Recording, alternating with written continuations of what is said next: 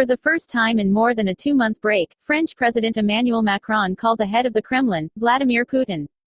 The parties raised the issue of the Zaporozhye nuclear power plant and the war on the territory of Ukraine. According to the Kremlin, Putin and Macron discussed various aspects of the situation around Ukraine.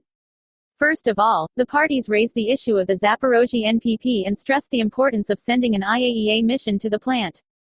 Putin allegedly reminded of his readiness to invite experts from the UN and the Red Cross to the pre-trial detention center in Yelenovka, where Ukrainian prisoners of war died as a result of a Russian terrorist attack. The head of Russia also informed Macron about the implementation of the grain deal. The Kremlin writes that the parties agreed to continue to maintain contact to resolve certain issues.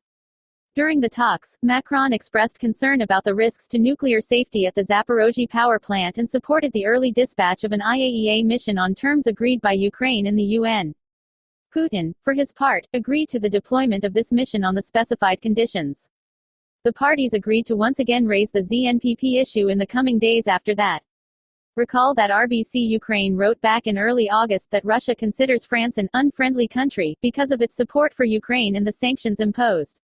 According to the press secretary of the head of the Russian Federation Dmitry Peskov, Putin and Macron have not spoken for 2 months, since so far there was supposedly no need for this. Turkish President Recep Tayyip Erdogan said that during the talks in Lvov, he invited Ukrainian President Volodymyr Zelensky to hold a meeting with Russian President Vladimir Putin in Turkey. Source: RIA Novosti, citing Erdogan's comments to journalists on the plane after returning from Lvov. Erdogan's direct speech: "We discussed all aspects of our bilateral relations with Mr.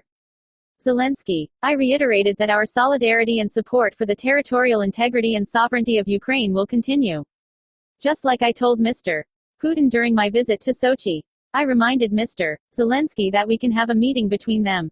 Details: the president of Turkey said that he would like to discuss the situation at the Zaporozhye NPP with Putin and ask him to take concrete measures.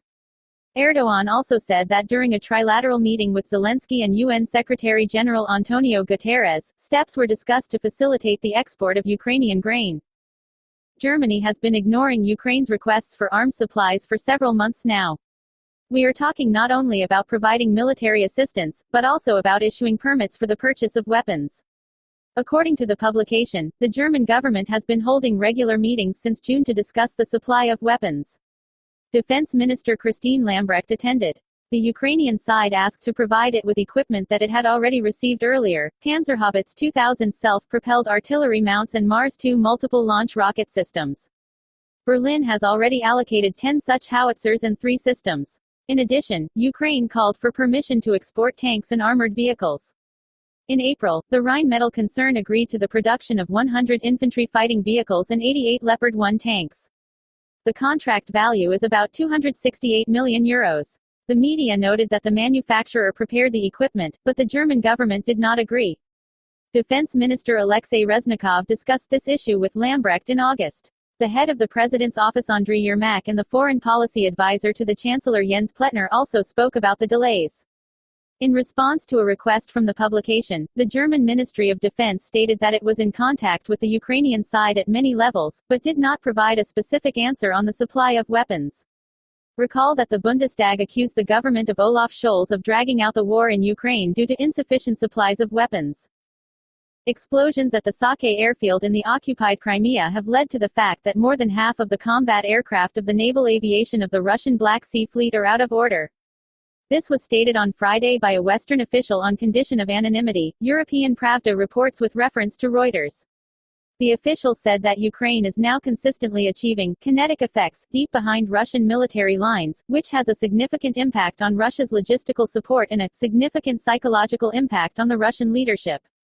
Now we estimate that the events at the Saki airfield on August 9 put out of action more than half of the combat aircraft of the naval aviation of the Black Sea Fleet, the official said. The officials said the Black Sea Fleet was much more difficult to function than the coastal defense flotilla, which only launched occasional missile strikes, and that his attempt to threaten an amphibious attack on Odessa had failed. The official added that in general the war is in a moment of almost operational stagnation. The ground forces of neither side have sufficient concentrated ground combat power to carry out effective offensive actions that would have a significant impact on the course of the war in any way, he said. Earlier, British intelligence said that as a result of explosions at the Saki military airfield, Russia lost at least 8 combat aircraft, although the airfield itself remained usable.